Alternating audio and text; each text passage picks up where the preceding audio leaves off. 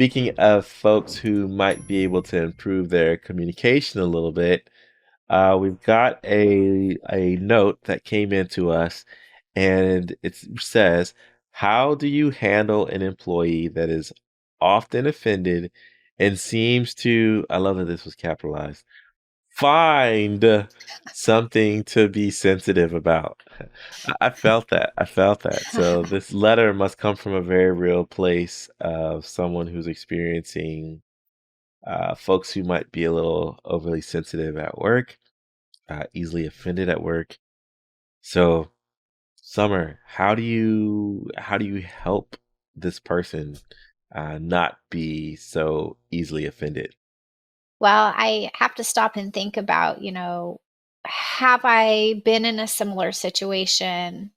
How was it handled in the past? Did that work? What did I learn from it? Because, when we're dealing with people, it's not a one size fits all solution. And especially when it comes to something that somebody is offended about, there's so many differences among humans that, right, what you may be offended by is something that doesn't bother me in the least bit. And of course, vice versa.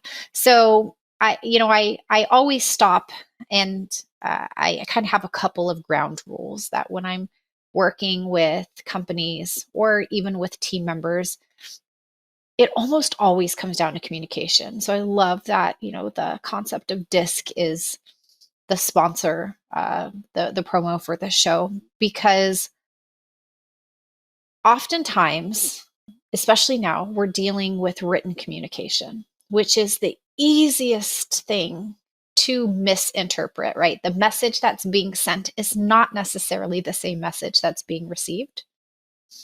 And something one of my old managers, not old, she's not like old as an old, I got to be careful because we're talking about sensitive stuff, but one of my prior managers, whom I look up to this day, she really embraced the concept of most respectful interpretation when we're talking about written communication. And so if I receive something that feels uncomfortable, doesn't feel right, right? I'm sensitive to it, then I should stop and not necessarily read it again in the first tone that was my natural read, but to pause and say, okay, that bothered me based on where I'm at right now, like reading it. So let me reread it with the most respectful interpretation possible that it could have been sent as. So that's number one. And sometimes you see a very different perspective when you read it that way. And now it says something entirely different, even though it's the same exact words that were written. Have you ever had that happen, Joey? Yep, yep. I've got to do it sometimes with work emails. I've got to do it with texts with my wife. There's that famous Key and Peele skit where they're reading the same thing, but they're reading it with different inflection points. And so one person's ticked off and the other one's like super chill about it. So yeah, this happens all the time. It's all the time. So imagine if you have a team member, or maybe you have a culture that is a little elevated or highly sensitive.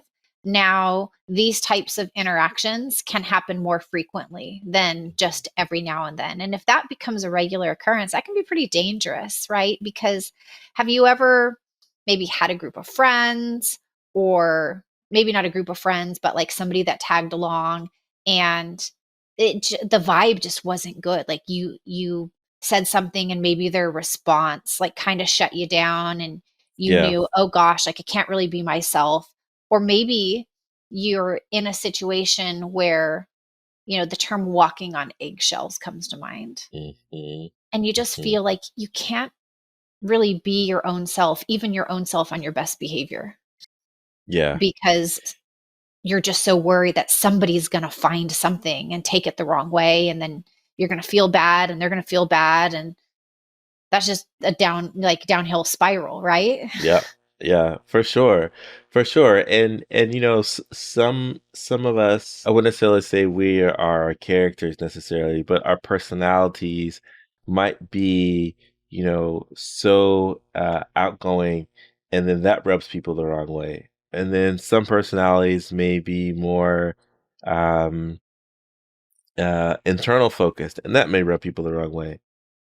What I would say to the person who wrote this letter, if they're coaching someone on feeling sensitive, I would have a one-on-one conversation with the person and say, well, hey, I noticed that you get easily offended.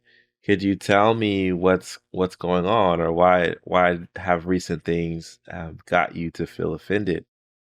And explore that conversation to the depth that it goes.